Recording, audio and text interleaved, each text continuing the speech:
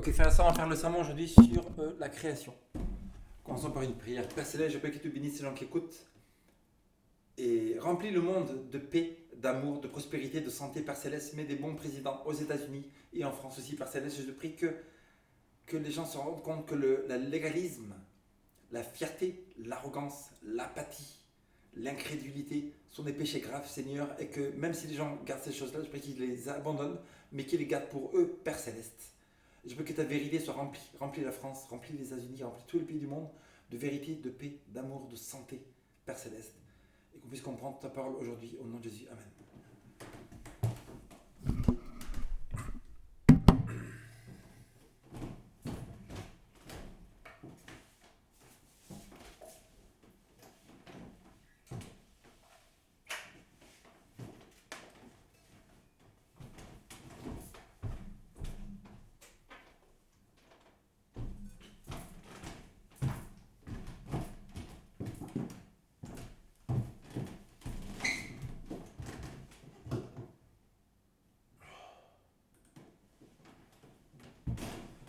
On va faire une petite chanson.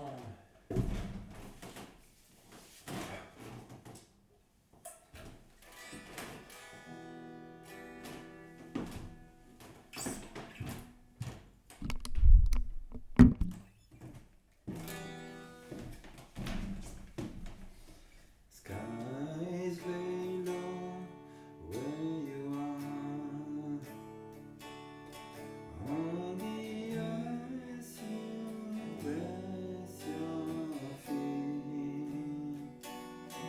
Yet the hands that cradle the stars are the hands that bled for me. In that moment of glorious surrender, you've broken for all the world to see. Lifted out of the ashes, I am found in the aftermath.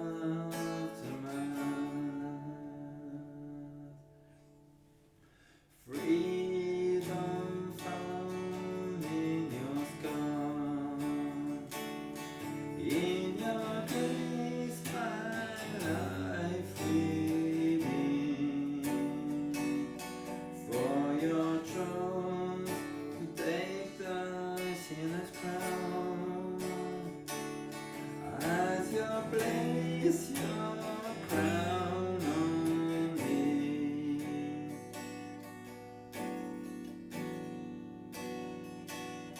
In that moment of glorious surrender, you were broken for all the world to see.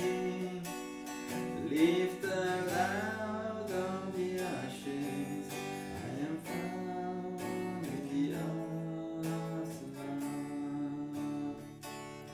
In that moment of glorious surrender, you were broken for all the world to see. Lifted out of the ashes, I am found in the aftermath.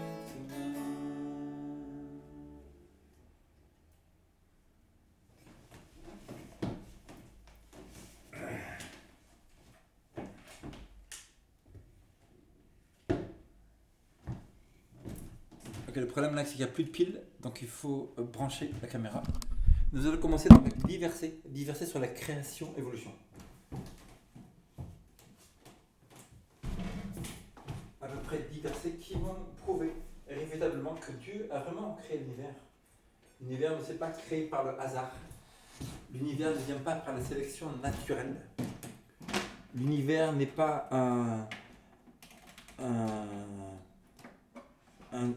quelque chose qui est sorti comme ça, sans que quelqu'un l'ait planifié.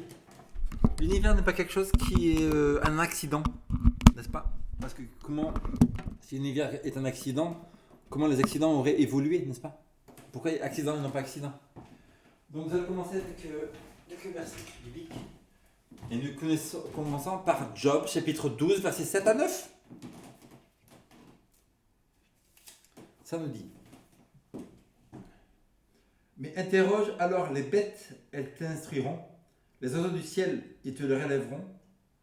Médite au sujet de la terre, elle t'instruira, et les poissons de la mer te le raconteront. Qui ne reconnaît chez lui la preuve que la main de l'Éternel a fait tout cela? L'univers entier reconnaît que Dieu est le créateur, et des humains avec un cerveau de 800 cm3 vont décider, d'après quelques observations fallacieuses, ils vont arriver à une conclusion comme quoi l'univers vient du hasard. L'autre jour, j'étais en train de regarder un documentaire sur les beavers. Comment on dit ça? C'est les animaux qui vivent au nord, qui avaient des grands dents dedans, là, qui vivent dans les Alaska, tout ça. C'est eux qui coupent les bois. Ils vont le mettre tout le long d'une rivière. Ils vont bloquer l'eau de la rivière. Ça veut dire que la rivière va s'abaisser de côté. Et toute une vie incroyable sort. Parce que cet animal-là a réfléchi, a planifié, a mis tout un truc comme ça. Il a bloqué la rivière. Et après, il y a des fleurs qui sortent, il y a des arbustes qui sortent. Il y a des oiseaux qui viennent, il y a des nids d'oiseaux, etc. Tout ça, toute une vie incroyable qui sort. Qui a enseigné à cet animal de faire en sorte, les oiseaux qui volent des milliers de kilomètres, ils arrivent à un point exact. Ils repartent tous les hivers dans un autre point exact à des milliers de kilomètres. D'où vient leur GPS? Qui est-ce qui leur a enseigné d'aller jusqu'à là-bas? N'est-ce pas? L'évolution? Mais l'évolution, c'est la sélection naturelle, elle n'a ni cerveau, ni planification, ni intelligence. Elle n'a pas de matière première, elle ne peut pas réfléchir, donc c'est pas possible, car toute information vient d'un cerveau intelligent. Ésaïe 42, 5. Ésaïe 42, verset 5.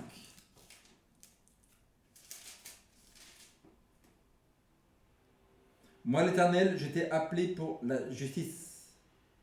Ok, 5. Ainsi parle Dieu l'Éternel qui a créé les cieux et qui les déploie, qui étend la terre et ses productions, qui donne la respiration à ceux qui le peuplent et le souffle à ceux qui la parcourent. Donc Dieu déploie l'univers. Les gens disent tout vient par un Big Bang, il y a une expansion de l'univers, etc. N'est-ce pas? Donc quelle est la preuve qu'il y a une expansion de l'univers? Expansion de l'univers, ils croient parce qu'ils peuvent mesurer à quelle vitesse l'univers est en train de s'épandre. C'est pas une preuve. C'est comme si on voit une voiture 06 à Paris, elle roule à 30 km/h, on ne sait pas si elle est partie de 3 jours de Nice, n'est-ce pas? Elle a pu s'arrêter en chemin, elle est plus vite, accélérer, ralentir, etc. Donc on ne sait pas. L'univers, il a pu s'arrêter, ralentir, s'arrêter en chemin, etc.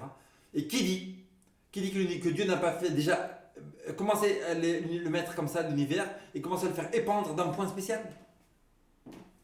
C'est tout ce truc de la solution, c'est beaucoup de suppositions fallacieuses. Vous supposez, alors que la science, c'est ce qu'on peut tester, démontrer et prouver.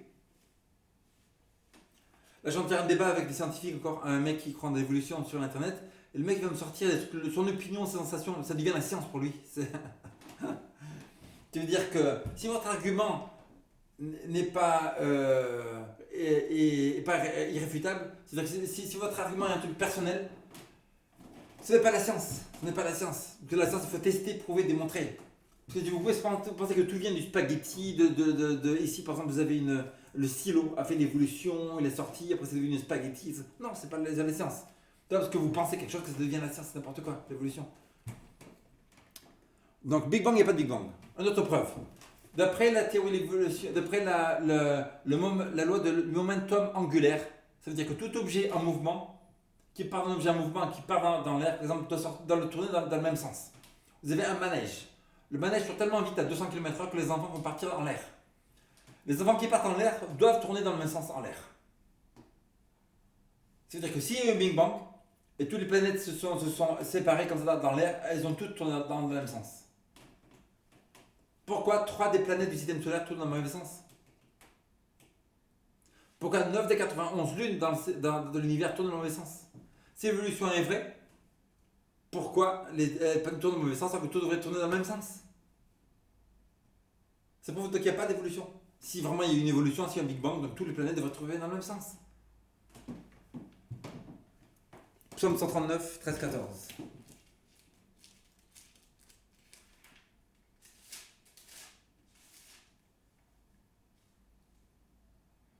C'est toi qui as formé mes reins, qui m'as tenu caché dans le sein de ma mère. Je te célèbre car je suis une créature merveilleuse. Tes œuvres sont des merveilles et mon âme le reconnaît bien. Donc, le psalmiste, il nous dit que les œuvres de l'univers sont merveilleuses. La science, elle dit non, c'est du hasard, c'est comme ça, c'est un fruit d'un accident. Déjà, l'accident, comment il a évolué? Déjà, comme la sélection naturelle, elle arrive, il y a 150 millions d'années. Hop, c'est moi, la sélection naturelle, j'arrive. Elle pointe, hop. Elle arrive le premier jour le matin, c'est moi, sélection naturelle. Hop, tchic, 8h du matin. Je commence. Elle commence. D'où elle sort? Qui l'a sélectionnée? Qui l'a créée? Qui l'a programmée? Pourquoi la sélectionne et pas un autre système, n'est-ce pas? Pourquoi tu as Windows 7 et pas Windows 10? Pourquoi sélection et pas un autre moyen? Après, il y a un mec qui m'a dit oui, mais ça sélectionne les plus forts et les moins forts. Pourquoi ça sélectionne les plus forts et pas les moins forts, n'est-ce pas? Qui c'est qui a décidé ça? Après, il m'a dit ça transmet les gènes. Ok, pourquoi ça transmet les gènes? Pourquoi ça transmet pas le pipi ou le caca, par exemple? Hein? Qui c'est qui a décidé ça? Faut pas prendre les gens pour les idiots, vraiment. C'est-à-dire que si on a une chanson, on met la basse, on met la batterie, on met la guitare, tout ça, on dessine la chanson, on veut qu'il y ait un couplet, deux couplets, trois couplets, comme ça. La chanson, elle ne vient pas du hasard. Quelqu'un a planifié qu'elle soit comme ça. Si on a des chansons dans l'univers, ça a été planifié pour être d'une certaine façon.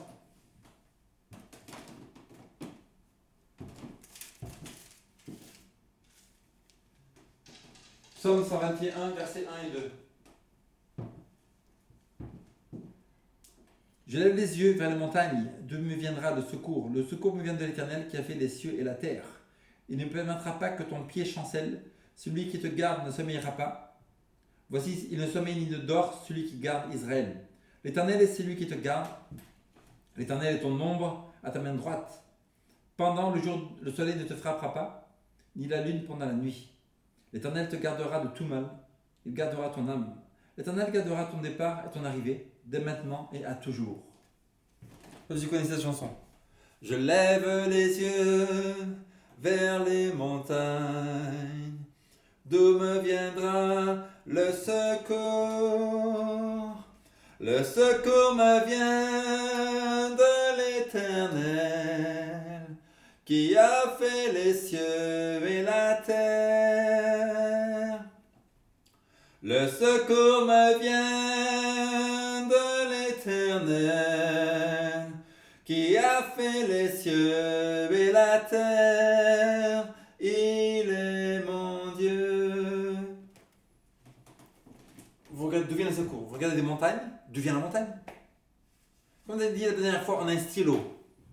Pour faire un stylo, il faut intelligence, il faut cerveau, il faut matière première, il faut planifier le cerveau, il faut etc. Il faut planifier la longueur, la hauteur, il faut que ce soit transparent, bleu, noir, rouge, vert. Il faut mettre là, ici et c'est comme ça. Il faut tout planifier. Le stylo peut être grand, il peut être petit, il peut être comme ça. J'ai vu des stylos qui sont comme ça, etc. Il faut planifier. Après, il faut l'énergie pour mettre tout ensemble. Tout ensemble, ça veut dire qu'il faut que ce processus de sélection naturelle que vous dites, il faut qu'il ait la vie en lui-même. La vie en lui-même pour qu'il dure même 24 heures, même une minute. Pour qu'il vive lui-même, pour qu'il dise ah, je vais sélectionner, donc le ciel est comme ça. Je vais le sélectionner pour qu'il ait une protection. Donc, il faut l'énergie pour mettre ça déjà. Il faut qu'il trouve la matière première. Il faut qu'il trouve le plastique. Le plastique, il faut qu'il dessine ça. Il faut qu'il trouve l'encre ici. Il faut qu'il ait l'énergie et l'intelligence pour mettre l'encre là-dedans. Donc même si pour un stylo, il faut énergie, il faut planification, il faut un cerveau, il faut de l'intelligence, il faut planifier. Et la matière première, combien plus pour faire l'univers? Et la Bible nous dit, je regarde les montagnes, Dieu me viendra le secours. Tu regardes une montagne, c'est des centaines de millions de mètres cubes, de kilos de rochers. N'est-ce pas? Comme la montagne, elle est centaines de milliers de fois plus grande que toi, tu te rends compte qu'il y a un créateur qui est largement plus grand que toi, plus puissant. Parce que cette montagne-là, est-ce que tu peux la soulever? Tu arrives au Mont Blanc. Le Mont Blanc, tu le portes sur ton dos. Voilà. Hop. Mont Blanc. Ça y est, j'ai mis le Mont Blanc. Non, tu ne peux pas mettre le Mont Blanc comme ça.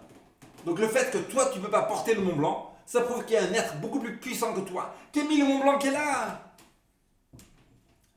Et si tu as des problèmes dans la vie, d'où vient ton secours? Le secours, tu regardes la montagne. Si la montagne est plus grande que toi, tu te rends compte que tu as des problèmes financiers, physiques, sensibles, etc. Il y a un créateur qui peut te délivrer.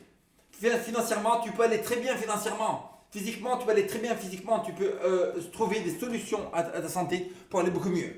Spirituellement, tu as beaucoup de problèmes spirituels avec des tentations, etc. Dieu peut te donner la victoire sur tous tes défauts, etc. Romains 11, 36.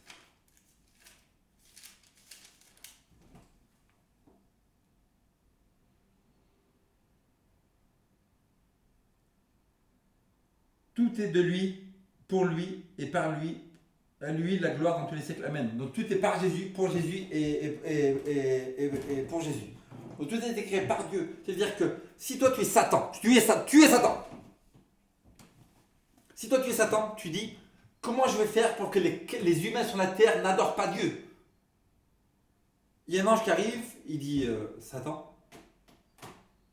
Satan il dit oui c'est moi. Comment puis-je t'aider? J'ai une idée. Pour que les humains ne croient pas en toi, fais-leur croire que l'univers n'a pas été créé par Dieu, donc il n'y a pas de Dieu. Et Satan il fait ça n'a pas marché. Elle dit oui. L'ange dit oui, tu sais quoi? Fais croire aux êtres humains que les variations qu'on voit dans la nature, il y a des grands chiens, des chihuahuas, des petits chiens chihuahuas, après des dobermans, tout ça. On voit qu'il y a des petites tomates, des grandes tomates, tout ça. Fais-leur croire que ces variations-là, c'est ça qui a créé l'univers. Et Satan, il fait les variations qui fait croire l'univers. Tu crois que les humains, ils vont être aussi bêtes pour croire ça? Et l'ange mauvais, il dit oui, tu vas voir. Les humains vont être aussi bêtes de croire que les variations qu'ont les espèces ont le pouvoir de créer l'univers. Et Satan dit non. Les humains vont être aussi bêtes que ça, parce que depuis 4000 ans qu'on est sur la terre, ange, moi Satan, je sais que la plupart des gens ont cru que Dieu a créé l'univers. Ils étaient mauvais, etc. Mais au moins ils croyaient que Dieu était le créateur de l'univers. Mais toi, tu crois, ange mauvais, qu'un jour, on va arriver à donner une théorie aux gens qui ne vont pas croire que Dieu a créé l'univers? Alors que depuis le début, ils ont toujours tous cru. Et l'ange, il dit, oui, tu vas voir. On va sortir cette théorie. Cette théorie, on va faire croire que les variations ont le pouvoir de tout créer. Et Satan, il fait...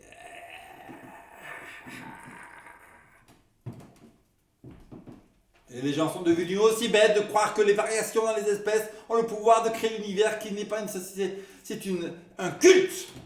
Un culte.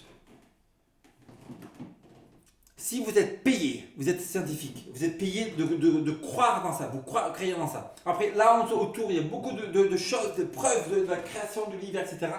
Mais vous êtes payé pour croire que... Enseignez ça, j'enseigne tout ça, c'est tout.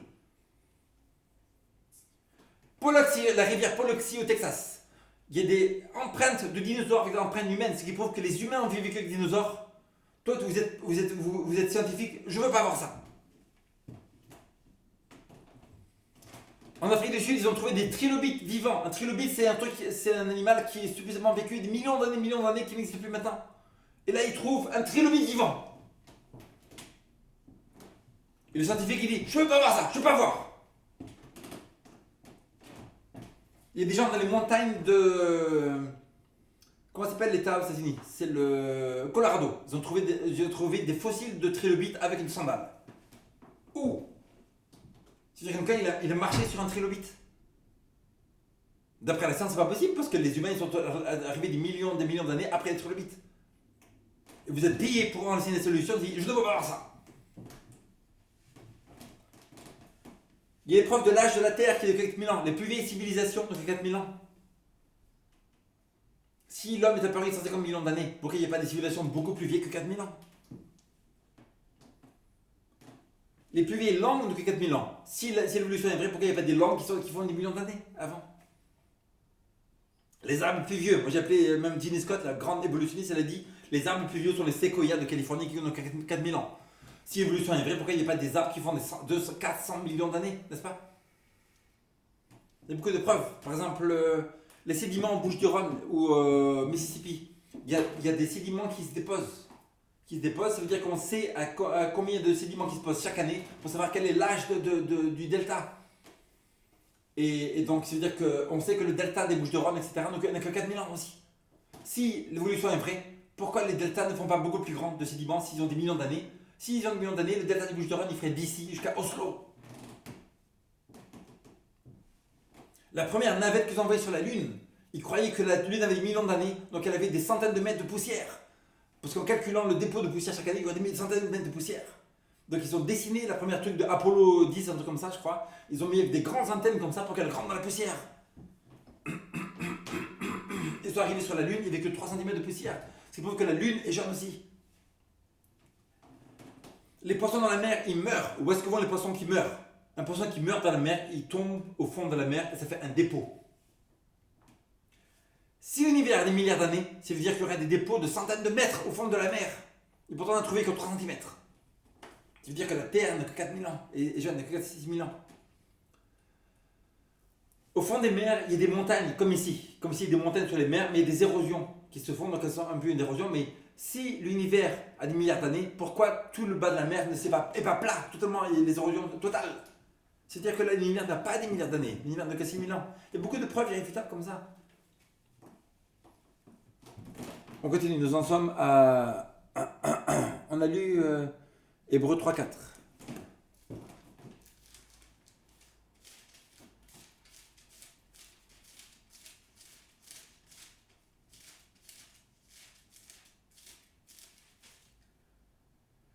Car toute maison est construite par quelqu'un, mais celui qui a construit toute chose, c'est Dieu. Toute maison est construite par quelqu'un, mais celui qui a écrit toute chose est Dieu. Donc, de la même manière, vous avez une maison. Vous avez des maisons ici. Et des maisons ici. Ici, une maison. Donc, vous croyez que l'univers vient du hasard. L'univers vient du hasard. Ici, il y a un toit. Est-ce que le toit, il est venu par hasard? Le toit n'est pas venu par hasard. Regarde, il y a une inclinaison dans le toit en haut. Il est venu par hasard par une explosion? Non, il y a quelqu'un qui a dessiné ce toit qui soit comme ça. En haut, il y a un truc rond. Est-ce que c'est venu par hasard? Non. Ça veut dire que ça a été dessiné par quelqu'un. La couleur ici, c'est blanc ici. Pourquoi c'est blanc, pas bleu ou rouge ou vert? Parce que quelqu'un a décidé que ça soit une telle manière. Pourquoi il y a tant d'étages? Parce que quelqu'un a décidé. Ça veut dire que partout, c'est pareil. Ça veut dire que s'il y a une planification, la planification ne peut venir que d'un être intelligent qui a planifié que ce soit d'une manière et pas d'une autre. De la même manière, ici on a des arbres. Ici il y a un arbre. Donc pourquoi il est de cette telle taille? Qui c'est qui a décidé la taille? Qui c'est qui a décidé la couleur? Qui c'est qui a décidé la forme des épines? N'est-ce pas? Vous regardez les épines qui sont ici, sont plus petites que celles de l'arbre ici, qui sont beaucoup plus grandes. Ça veut dire que quelqu'un a décidé la taille, la couleur, etc. Que ça ne peut pas venir du hasard. Il y a un planificateur et il y a un cerveau intelligent derrière la création de l'univers.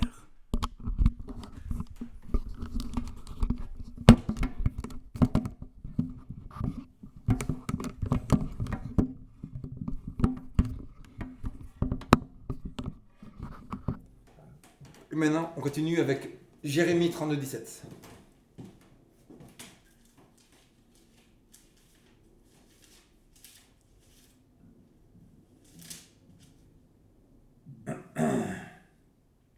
Ah Seigneur éternel, voici que tu as fait les cieux et la terre par ta grande puissance et par ton bras étendu. Rien n'est étonnant de ta part. Rien n'est étonnant de ta part. Si Dieu a créé l'univers entier, si Dieu qui a créé les cieux, c'est lui qui a décidé que les planètes soient rondes et pas carrées. Pourquoi sont rondes et pas carrées? Pourquoi la Terre elle tourne à 1500 km/h par seconde, quelque chose comme ça? Qui c'est qui fait tourner la Terre? Qui c'est qui la tient en apesanteur, etc. Toutes les planètes. Donc s'il y a des puissances extrêmes dans tout l'univers, etc., ça veut dire que rien n'est étonnant de ta part. Ça veut dire que si vous êtes dans des problèmes physiques, financiers, santé, ou toutes sortes de problèmes dans votre vie, il y a une solution. Il y a toujours une solution. Il y a écrit que les malheurs du juste sont nombreux, mais l'Éternel l'en délivre toujours. Il y a écrit que les lionceaux ont faim, etc. Mais le juste ne manque de rien. Le juste ne manque de rien. Nous allons à Psaume 34. Psaume 34. Qui nous dit: quand un malheureux crie, l'Éternel entend. Il le sauve de toutes ses détresses. De toutes ses détresses, Dieu vous délivre. L'ange de l'Éternel campe autour de ceux qui le craignent, il les délivre. Goûtez et combien l'Éternel est bon. Heureux l'homme qui se réfugie en lui. Craignez l'Éternel, vous ses saints, car rien ne manque à ceux qui le craignent. Rien ne manque à ceux qui le craignent. Les lionceaux éprouvent la disette et la faim, mais ceux qui recherchent l'Éternel ne manqueront d'aucun bien. Ceux qui cherchent l'Éternel ne manqueront d'aucun bien. Ceux qui cherchent l'Éternel ne manquent de rien du tout. Nous avons maintenant Ésaïe 40, 28. Ésaïe comment 40, 28.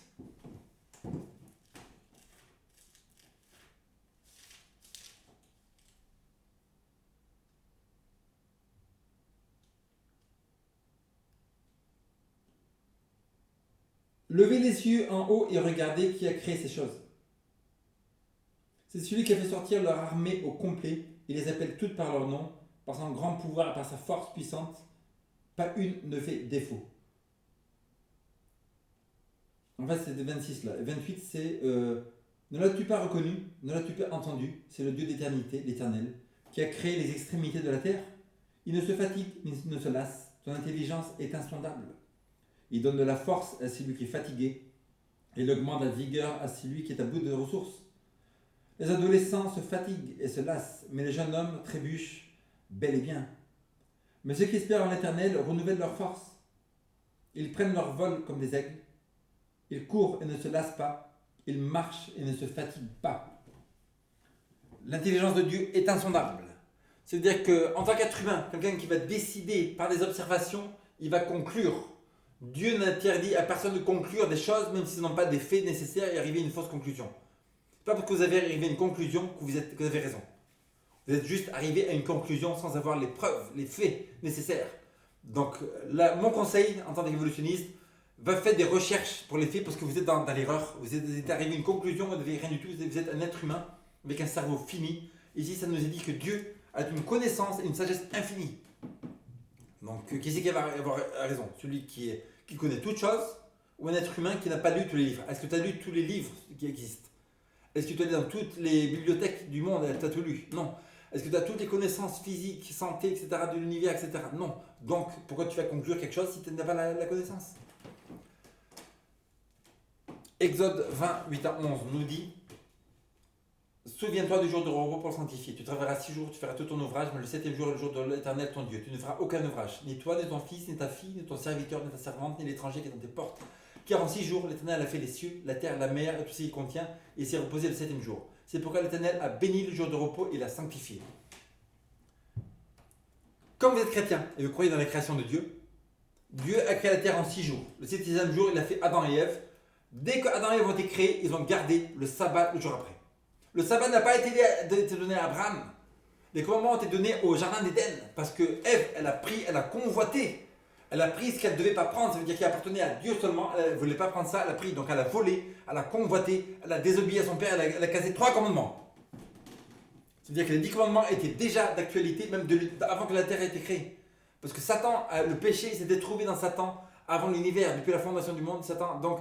Donc Satan, il a péché dans l'univers, c'est-à-dire avant que la terre ait été créée, avant que les humains aient été créés, Dieu, la loi de Dieu était dans l'univers. Et Satan, le péché a été connu en lui, parce qu'il a transgressé la loi. Il est écrit dans 1 Jean 3, 4, car le péché, c'est la transgression de la loi. Donc, en tant que chrétien, beaucoup d'entre vous dites, il n'y a plus de loi, il n'y a plus de 10 commandements, il n'y a plus de sabbat, tu fais ce que tu veux, tu es libre, tu n'es plus sur la loi, tu n'es plus sur la loi du tout, tu fais ce que tu veux, tu es libre. Donc moi, je suis le péché. Péché. Là, c'est la loi. Ok, vous dites, il n'y a plus de loi, c'est terminé, il n'y a plus de loi, on enlève la loi. Il n'y a plus de loi. Il n'y a plus de loi, mais le péché, c'est la transgression de la loi. Donc, tu enlèves la loi, il n'y a plus de loi, il n'y a plus de péché. Il n'y a plus de péché non plus. S'il n'y a plus de péché, tout le monde sur la terre doit aller au paradis. Parce que s'il n'y a plus de péché, s'il n'y a plus de loi, il n'y a plus de péché, s'il n'y a plus de péché, donc pourquoi tu es un chrétien et tu dis qu'il n'y a plus de péché, il n'y a plus de 10 commandements, etc. Mais tu vas demander pardon à Dieu pour tes péchés. Ça n'est pas debout.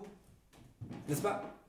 C'est-à-dire que s'il n'y a plus de loi, il n'y a plus de péché. S'il n'y a plus de péché, donc il n'y a plus besoin de prier, il n'y a plus besoin de lire la Bible, il n'y a plus besoin d'aller à l'église, il n'y a plus besoin de... Donc pourquoi Jésus est mort sur la croix s'il n'y a plus de loi? Parce que Jésus il est mort pour la transgression de la loi qui est le péché, n'est-ce pas? Donc s'il n'y a plus de péché, s'il n'y a plus de loi, donc Jésus est mort pour rien sur la croix. Vous voyez à quel point ce raisonnement il est fou.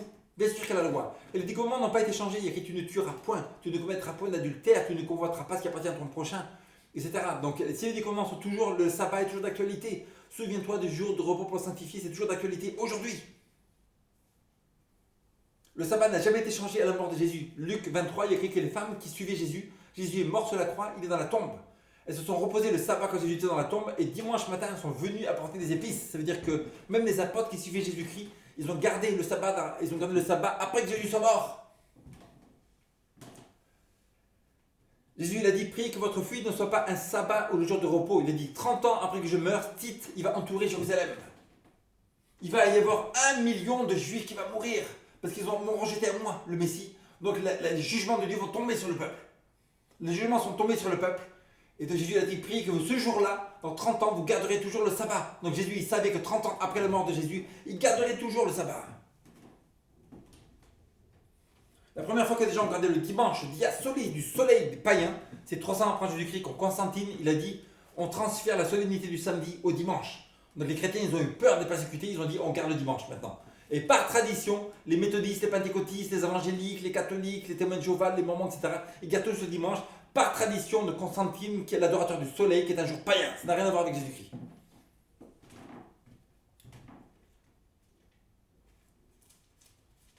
Pas seulement ça, mais Ésaïe 66, le dernier chapitre d'Ésaïe 66 nous dit, comme je fais de nouveaux cieux et nouvelles terres, ainsi toute chair viendra m'adorer chaque sabbat au paradis.